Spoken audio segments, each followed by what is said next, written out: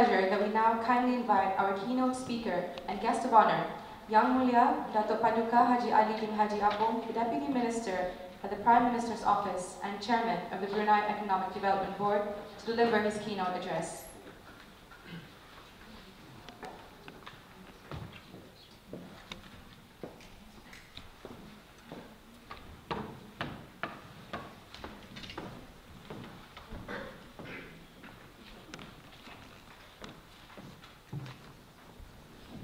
Bismillahirrahmanirrahim.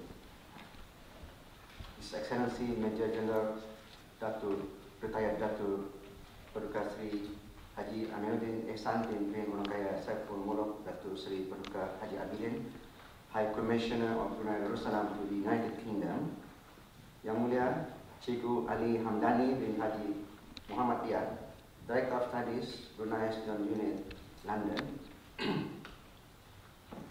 Yang Mulia Awang Muhammad Ayub bin Haji Kamaluddin, Chair, Brunei Student Research Symposium, Yang Mulia Awang Radin bin Abdullah, President of Brunei Student Union, distinguished guests, ladies and gentlemen, Assalamualaikum warahmatullahi wabarakatuh. A very good morning. First of all, I'd like to express my sincere appreciation for inviting me to today's event as a guest of honor. It is with great pleasure to be here for the 2015 Brunei Students Research Symposium. Ladies and gentlemen, His Majesty the Sultan and Yang Di-Pertuan of Brunei Darussalam, in his tita, during the opening ceremony of the Knowledge Convention 2014, highlighted that the government will support our scientists and technologists and give them adequate facilities to continue with their research and development, the result of which will allow the country to always be at the forefront and to be successful. His Majesty stated that as a society, we are all aware that science and technology has become a benchmark for quality of life, which is evident in the use of science and technology for the country's national development and the implementation of infrastructure developments. In the tita to commemorate his 65th birthday on the 15th July 2011, His Majesty the Sultan and the Di-Pertuan of Brunei Darussalam also underscored the importance of productivity. Another important factor that would lead to sustainable development is the enhancement of productivity in the public and private sectors through the usage of latest technology and investment in research and development. Through research and innovation, new ideas and thoughts can be developed. Hence, research and innovation should be the strong foundation of which to build our economy in line with our small population size. From the tita, His Majesty the Sultan and the Di-Pertuan of Darussalam was unequivocal in his wish to see a productivity-led growth. His Majesty also emphasized the significance of technology, research and development, as well as innovation, all major components of productivity. Productivity is the ratio of output to input.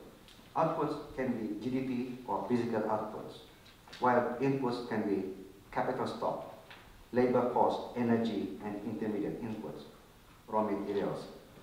Growth in productivity simply means that more output is being produced using the same amount of input, or output growing proportionately greater than growth in input. Taking the example of South Korea, between 1995 and the year 2000, they have experienced growth averaging 7.1% with a high of 9.9% between 1985 and 1990. Within this period, as much as 43% of this economic growth was due to an increase in productivity. In fact, the last bar chart says 63% of the growth came from productivity improvement. This is a clear example of an extremely effective use of inputs in production, which is a result of investing heavily in research and technology. Singapore, too, is an economy that we often use as an example of high growth economy. Between the years 2006 and 2011, productivity accounted for 50% of economic growth. Singapore is a nation renowned for its investment in cutting-edge technology and in knowledge-based industries. These industries have been proven to be higher value added. These industries have been proven to be higher value added and thus have resulted in this extremely high productivity. The number in the labor force and the amount of capital did not have to increase during this period to bring about growth. Rather, the labor force simply used the existing inputs more efficiently. This increase in efficiency is a direct result of the investment in research and development, investing in the labor force to create more productive workforce. South Korea is an example of a nation that was able to use productivity-led growth to escape the middle-income trap and grow into a high-income country. The middle-income trap describes a country that grows from a low income to middle income but finds itself unable to escape this middle income level. Argentina, Mexico, Brazil, and South Korea all started off as low-income countries and were able to grow using labor-intensive industries to reach middle-income status. While Argentina, Mexico, and Brazil continued to concentrate on labor-intensive growth, South Korea decided to invest in research and technology. This investment in research and new technology led to a greater increase in productivity compared to labor-intensive industries. This increase in productivity allows South Korea to grow at a much faster rate compared to the other countries and eventually reach high income status. A dynamic and sustainable economy would be one that is constantly finding ways to increase productivity to ensure that growth is sustainable in the long term. A dynamic and sustainable economy is one that is never satisfied with its current economic situation. Rather, the economy relies upon the creation of new technological sectors that can potentially contribute to exponential growth. Collectively, there is urgency for us to act now if we are to become the dynamic, sustainable economy and realize our Wasan 2035 goals. The Brunei economy needs to be less reliant on the oil and gas sectors and focus on strong growth in the other sectors. Our workforce productivity should be significantly increased to innovation and technology, and employment in the private sector needs to grow. Our youth need to explore opportunities in new sectors that could potentially be vital towards our nation's economic growth. While productivity in the oil and gas sector is steadily declining, there are export opportunities out there in the private sector that are waiting to be discovered. Because of the urgent need to improve our economic sustainability, the 10th National Development Plan, or RKN10, which was launched by His Royal Highness the Crown Prince on the 14th April 2012, placed an utmost emphasis on productivity and depicted by its theme, knowledge and innovation, increase productivity, accelerate economic growth. Under the current National Development Plan and under the administration of Brunei Research Council, the government has increased R&D funding and allocated 200 million Brunei dollars into new research and development initiatives in key areas such as energy, environment, food security, healthcare and health services, as well as IT, to ensure the country's long-term competitiveness.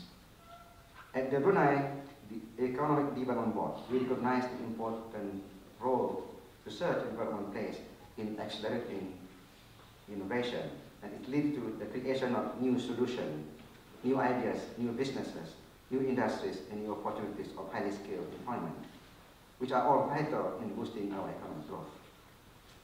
In an effort to encourage both local and foreign companies to undertake R&D activities in Brunei Darussalam, a portion of this fund has been dedicated to the Brunei Research Incentive Scheme, BRISC, under BEDB.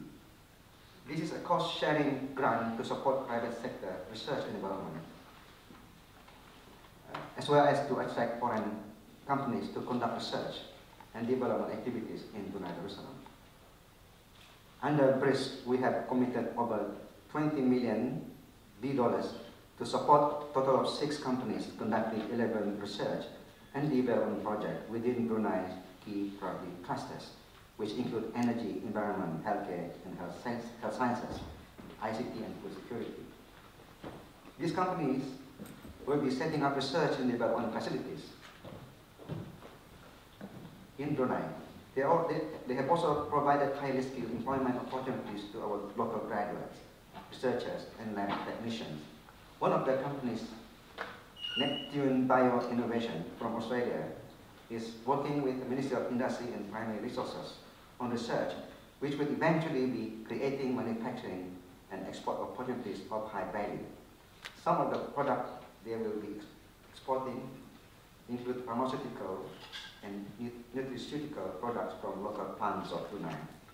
Another company, Pixela from Japan, is collaborating with the University of Brunei Darussalam for an energy-saving smart code product that can be commercialized globally. The Pixela and UBD team has recently filed a patent with the Brunei Intellectual Property Office, again within BEDB. The project assisted by the BRISC are those that show high potential for commercialization, those that can lead to significant improvement in efficiency and cost effectiveness of existing processes, those that can result in the creation of intellectual property and which can ultimately have economic benefits to the nation, especially in advancing towards our Wawasan 2035. BRISC is available for researchers here today who intend to further refine their research project toward commercialization.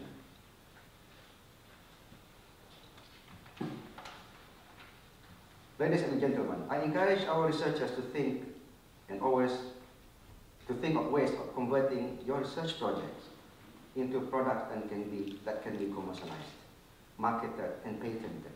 You have the opportunity to start up your own innovative businesses by teaming up with individuals with the right skill sets.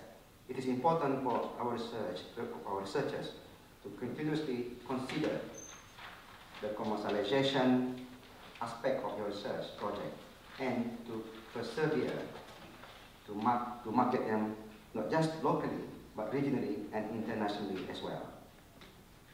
This is to ensure that your research ideas and findings do not go to waste but can essentially add value to not only individuals but Brunei and the world at large. In closing, I'd like to take this opportunity to congratulate the Brunei Student Union, the Brunei Darussalam High Commission in London, and Brunei Students Unit for organizing today's symposium and bringing together brilliant minds. It is my hope that today will bring forth productive dialogue on the various research projects and their potential contributions toward the development and progress of Brunei Darussalam in achieving our Wawasan 2035 goals. Wabillahi taufiq wal hidayah. Wassalamualaikum warahmatullahi wabarakatuh.